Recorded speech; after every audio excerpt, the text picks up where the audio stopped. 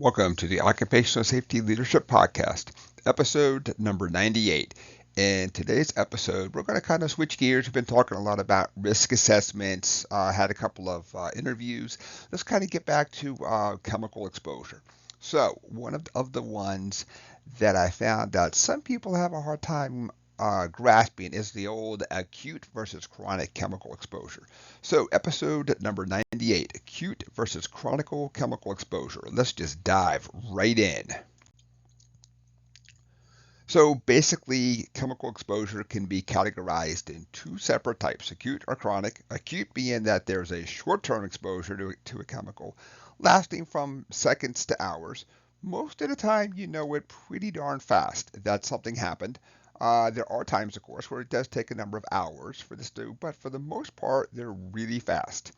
So when we look at health effects, they can be things like minor irritation, serious eye damage, all that good stuff. Then, when we also look at, let's say that a chemical is on our skin, we could have tissue damage, burning, allergic reactions, rashes in the form of irritations, dry skin, all that good stuff. So when we think about acute, something very fast then. So let's switch gears and look at chronic. So chronic exposure is continued or repeated exposure to a substance.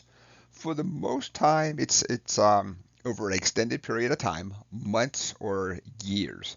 It involves chemicals on a daily use and found in the work environment, although there are times where our personal lives and personal choices, of course, are also playing into this too. So the effects of chronic exposure may take a couple of years. And sometimes, of course, we're actually we've done our working life. You know, we're not exposed to this anymore. But chronic exposure takes time to kind of come to the surface. We'll call it that. And a lot of times, when you have chronic chemical exposure, it's going to end up as a permanency in some fashion. Affecting your lungs, your liver, contributing to cancer, those types of things. And so it pretty much has a permanent effect on your body.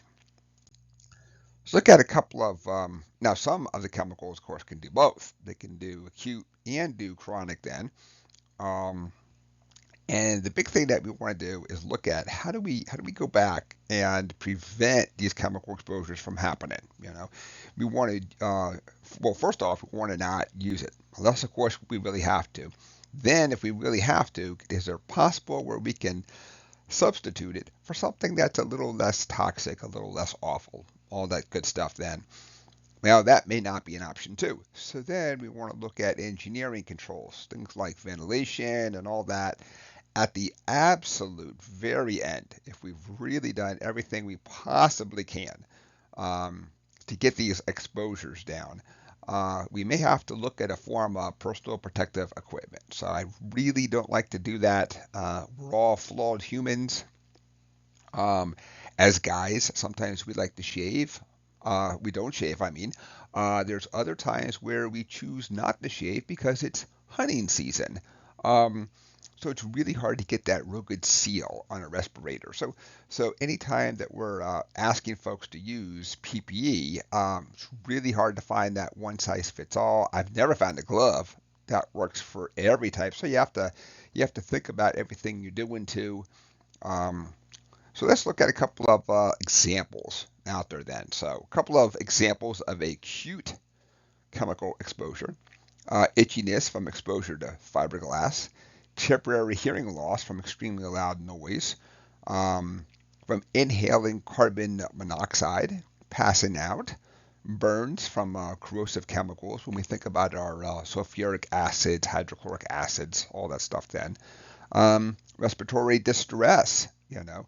So now we've breathed in this chemical. Quite possibly it's polluted air or exhaust from some form of an engine or a boiler, a scrubber. There's, something out there then. So